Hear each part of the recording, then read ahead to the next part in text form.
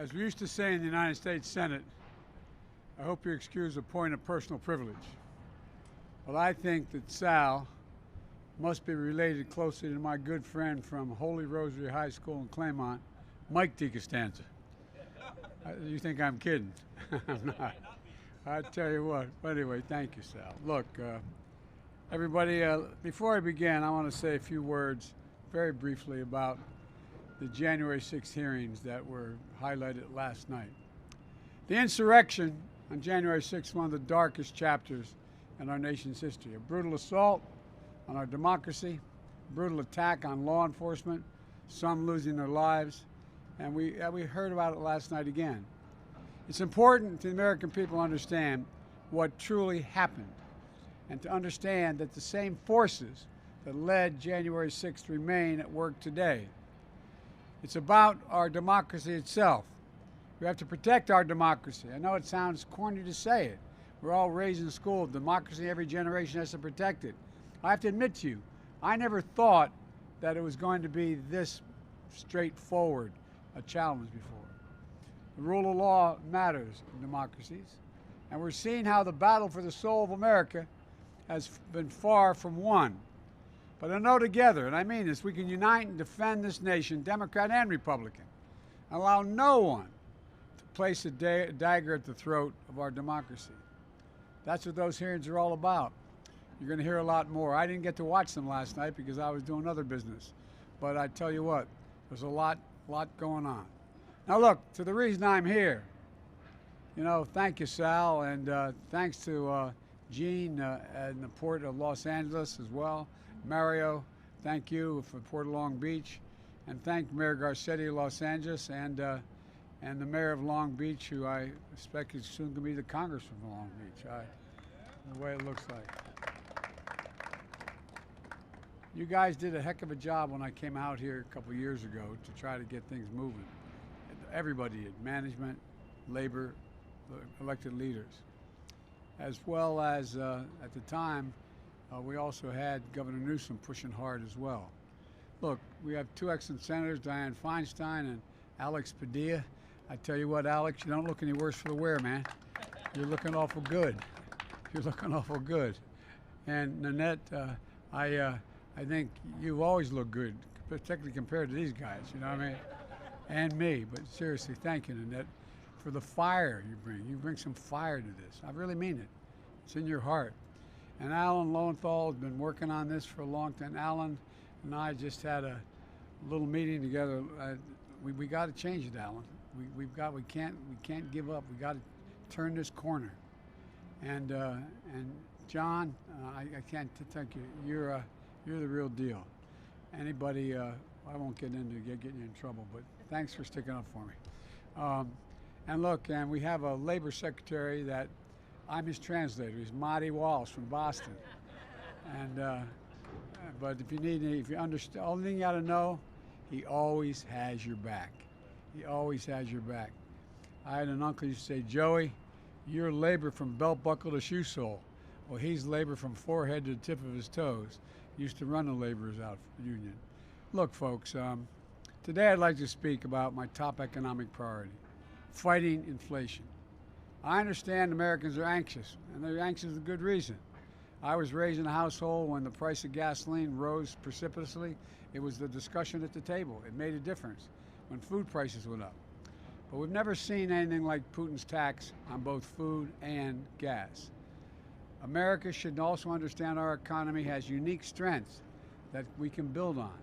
The job market is the strongest it's been since World War II, notwithstanding the inflation. We added another 390,000 jobs last month, 8,700,000 new jobs since I took office.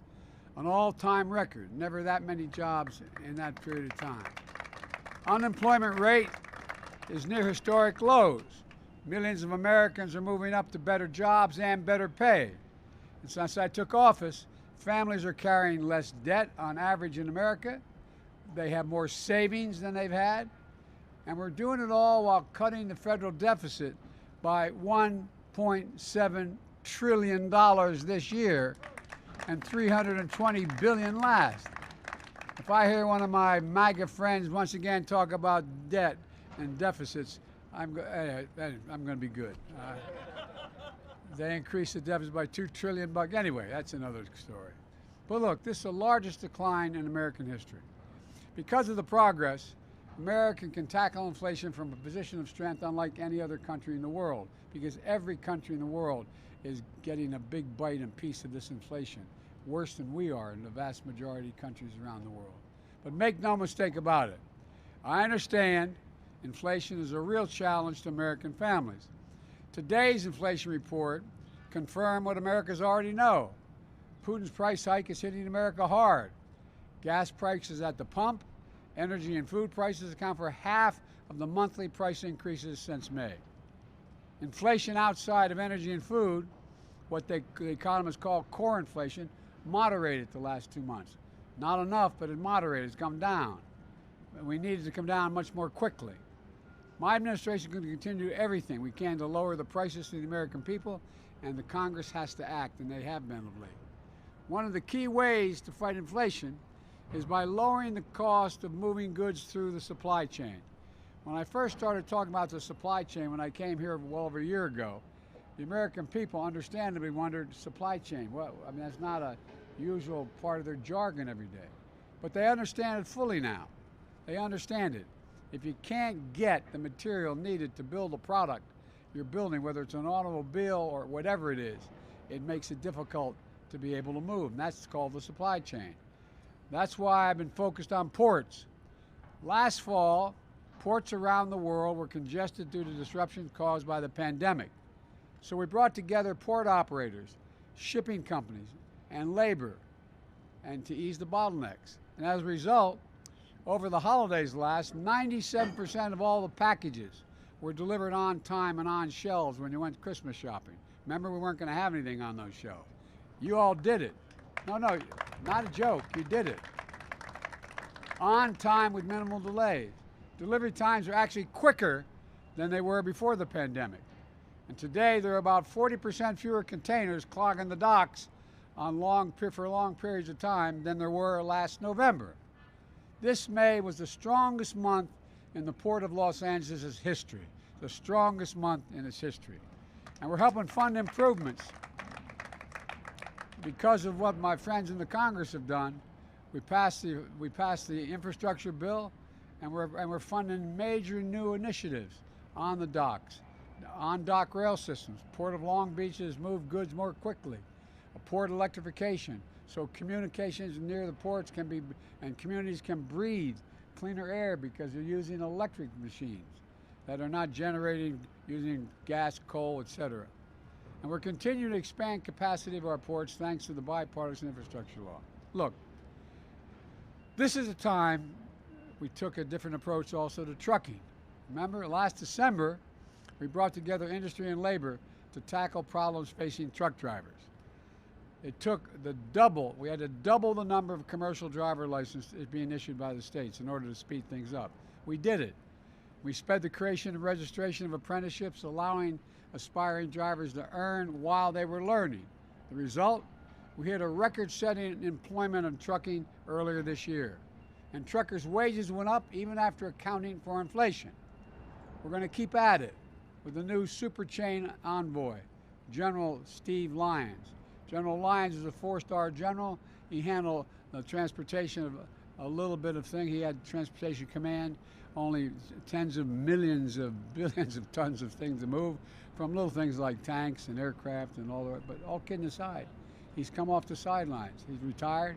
He's helped us identify and get ahead of the challenges that arise at our ports, our railroads, and on the road. This is about reducing costs for families. You know, I have to admit to you, a lot of us elected officials have been in office for a while. Every once in a while, something you learn makes you viscerally angry. Like if you had the person in front of you, you'd want to pop them. No, I really mean it. There are nine major ocean line shipping companies that ship from Asia to the United States. 9. They form 3 consortia. These companies have raised their prices by as much as 1,000%. So everything coming from Asia, they get 90-some% of it, the stuff coming from Asia. They've raised it by 1,000%. That's why I called on Congress to crack down on their foreign-owned shipping companies that raise their prices while raking in, just last year, $190 billion in profit. A seven-fold increase in 1 year. Seven-fold increase, $190 billion. The Senate passed legislation. I'm hopeful the House is going to act soon to crack down on these companies, as I've asked, and lower the cost. And I'm grateful to two Californians, Speaker Pelosi and John Gerardi, for leading this effort. Thanks, John. I really mean it. It's a big deal. People at home trying to make it, paycheck to paycheck, are wondering, like, what in God's name do nine shipping companies have to do with it? Well, almost everything you're doing, everything from what you're eating to what you're having to drive to what you need in your home, it related to supply chains and what's coming from abroad. I'm doing everything in my power to blunt Putin's price hike and bring down the cost of gas and food. I led the world to coordinate the largest release of the global oil reserves in history. 240 million barrels to boost supply to keep prices from rising even more. Thanks to America's leadership in diplomacy, we've helped Europe reduce its reliance on Russian oil by tripling our natural gas systems to Europe compared to last year. And I'm working closely with our European partners to get 20 million tons of grain locked in Ukraine, already in their silos now. Ukraine and Russia, the two major suppliers of grain and corn. They have 20 million barrels, 20 million in their silos right now. So we're trying to help them to get that, and the Russians are blocking the export. They're not allowed out through the Black Sea, and we're trying to figure out how to get it out of the country, to get to around the world. It will bring down prices. But there's more. There's more than one way to solve this problem. We're continuing working to bring down food prices and gas prices and save families' money by dealing with other items. My dad used to say, it's all about the standard of living, how much you have left in the paycheck at the end of the month. How much is left to do the basic things? So if you add up all the things that people need just to do everything from take care of their kids to turn the heat on or the air conditioning on and everything in between, there's a lot of ways we can reduce their cost of living, other than while we're trying to get at the grain and gas. We laid out a plan, for example, lower prescription drug costs. That would fundamentally affect the well-being of every family. Those of you who know somebody who has type 2 diabetes and has an insulin requirement monthly, it costs an average of $647 a month. It can cost as high as $1,000 of some places. You know how much it costs to make that one little vial of insulin? $10, T-E-N, $10.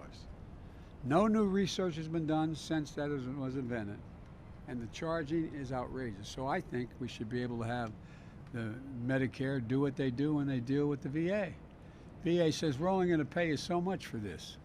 If you don't want to, and because the Medicare negotiates the price for them. Well, if Medicare is able to negotiate the price on insulin, guess what?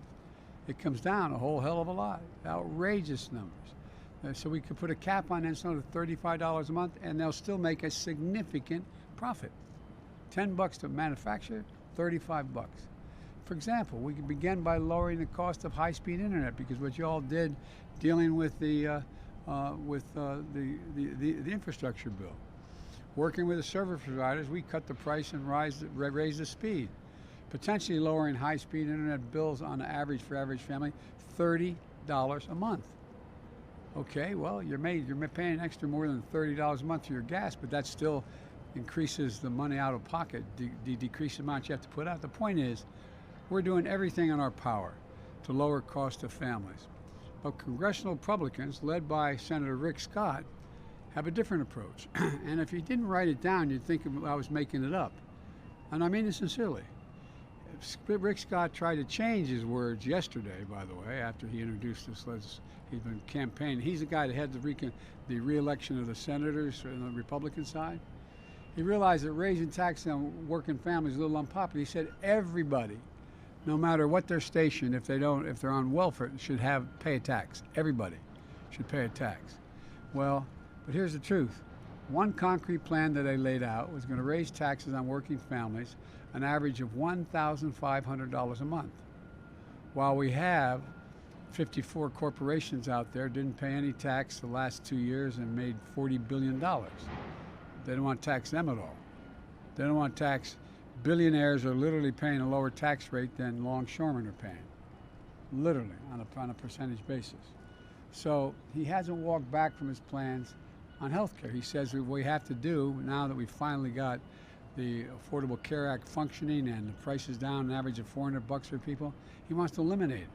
Again, they're back at wanting to eliminate it again. So, and by the way, the one that's the best thing that the Republicans are pushing now in the re-election is that they think that Medicare, I'm not making this up, go online, look, Medicare, Social Security, and Medicaid go on the chopping block every 5 years. What that means is at the end of 5 years, they go out of existence unless they're affirmatively voted back into existence every 5 years.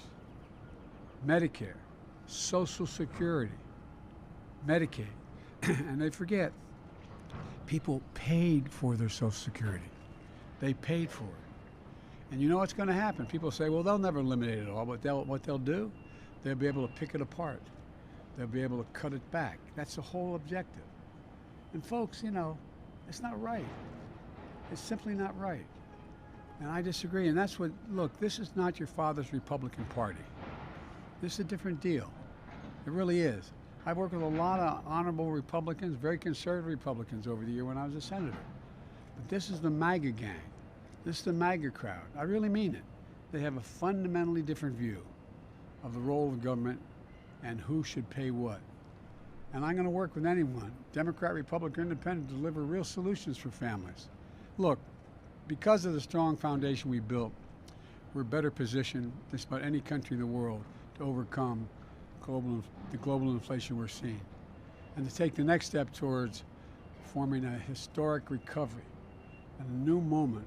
And I count recovery as going from where we are today in terms of the economy to stability, to make it stable. It is strong as can be, but for inflation, but for gas and food. And look, we have to keep coming together to find common ground to solve problems like we've done in the ports and in trucking. We continue to build the extraordinary progress we've made. So we got to continue building this economy from the bottom up and the middle out. And I mean that literally. I am so sick and tired of trickle-down economics. It does not work. When the middle class is doing well, and they do well because of labor, when the middle class is doing well, the poor have a way up, and the wealthy do very, very well. They have never been hurt when the middle class is doing well. Never, never. So it's about time we start to regather and remember who we are and get a lot of this done. But there's no better place to start in it than right here in the port and letting those 9 foreign shippers understand the ripoff is over. Thank you. Thanks. All right.